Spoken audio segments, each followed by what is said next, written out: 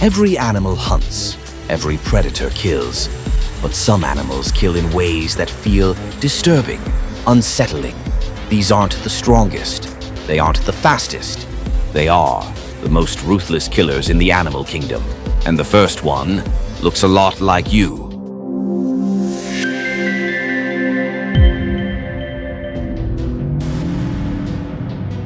Chimpanzees and humans have about 98.5% similar DNA, making them our closest living relatives alongside bonobos. They laugh, they hug, they groom each other, they use tools, they recognize themselves in mirrors, they even mourn their dead. But beneath that familiar face lies one of the most violent social systems outside our own. Chimpanzees live in communities that can reach 150 individuals, divided into smaller roaming groups. And like human tribes, they defend territory. Adult males regularly conduct silent border patrols. They move in single file, stopping, listening. If they find a rival from another community, they ambush him. Several males rush a single victim. They pin him down. They bite his fingers to stop him climbing. They tear at the face and throat. The goal is to kill. In the 1970s, this behavior was seen on a horrifying scale during what became known as the Gombe War. At Gombe Stream National Park in Tanzania, one chimpanzee community split into two rival groups, the Kasakela community and the Kahama community.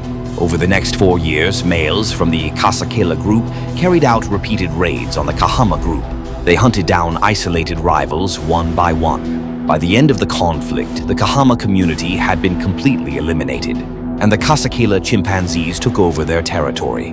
This was not a single fight. It was sustained, organized warfare, and it doesn't stop with adult rivals. When a rival group is defeated, infants are often killed. By killing the babies of rivals, they erase future competition, weaken enemy groups, and force mothers to return to breeding sooner. In some communities, cannibalism has also been observed during periods of social chaos. Chimpanzees remember enemies, form alliances, wait for numerical advantage, retreat when outnumbered, and show no mercy once they win. They understand territory, dominance, revenge, and cooperation. They are the only non-human animals known to carry out something that looks like organized, long-term warfare, which makes their violence unsettling, because it doesn't feel like instinct. It feels like strategy. And when a species with 98.5% DNA similarity to us goes to war, the resemblance is hard to ignore. Orcas are the largest dolphins and among the smartest predators on Earth. They live in every ocean, from polar seas to the tropics. They can grow up to 9 meters long and weigh as much as 6 tons. They live in tight family groups called pods, often led by older females. Each pod has its own accent, hunting traditions, and even food preferences. Some pods hunt only fish, others hunt seals. Some specialize in sharks, and some hunt whales. Orcas don't simply chase prey, they use techniques. In Antarctica, they create waves to wash seals off ice floes. In shallow waters, they beach themselves to snatch seals and penguins from shore. They herd fish into dense balls before stunning them with tail slaps. They strike stingrays with their tails before eating them. They ram sharks and flip them upside down, inducing tonic immobility. These are not reflexes. They are learned behaviors, passed down from generation to generation like culture. But what earns orcas a place on this list is what they do after the hunt. Sometimes they kill and don't eat. They toss seals into the air. They catch them again. They drag prey underwater and release it. To us, it looks like play. But it appears to be training, skill building, and teaching young orcas how to hunt. Young orcas learn by watching family members kill real prey, which means living animals become practice targets. In one documented case, orcas killed more than 20 porpoises in a short time and ate none of them. They also hunt sharks with disturbing precision.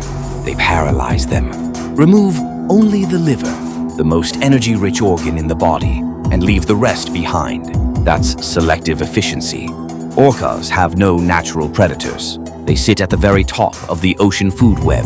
They are not just predators. They are strategists of the sea. Nothing hunts them. Orcas have some of the largest and most complex brains in the animal kingdom, rivaling great apes in problem-solving ability. With intelligence comes memory, learning, and experimentation. And when intelligence meets dominance, the result can look disturbingly deliberate. Komodo dragons live on a handful of Indonesian islands. They are the largest living lizards on Earth. They can grow over 3 meters long and weigh more than 70 kilograms. They look prehistoric, and they hunt like something from another age. They are ambush predators. They wait near trails, near watering holes, hidden in dry grass, and when prey comes close, they strike. A single bite is enough, not because of strength alone, but because of what's inside their jaws. For decades, scientists believed Komodo dragons killed using bacteria in their saliva. But modern research revealed something more precise. They have venom glands in their lower jaw. Their venom causes massive bleeding, prevents blood from clotting, drops blood pressure, and sends the body into shock. It bites once and lets biology do the work. When a Komodo dragon bites a deer or buffalo, the prey often escapes. But the clock has started. The wound keeps bleeding, the blood pressure keeps falling, the muscles weaken. The animal becomes dizzy, sometimes for hours, sometimes for days. The dragon does not rush. It follows the smell of blood with its forked tongue and a scent organ called Jacobson's organ like a snake's. Tracking, waiting, until the victim collapses. Komodo dragons eat deer, goats, pigs, birds, snakes, and other Komodo dragons. They tear open the belly first. They go for the organs. They swallow huge chunks of flesh whole. They can consume up to 80% of their own body weight in one meal. Bones, hooves, fur. Nothing is left behind. Their stomach acid is powerful enough to dissolve almost everything. But their most dangerous prey is their own species. Komodo dragons are cannibals. Large adults eat juveniles. Males are sometimes killed after mating, and hatchlings survive by climbing into trees. Even reproduction is shocking. If no males are present, a female can reproduce alone through parthenogenesis.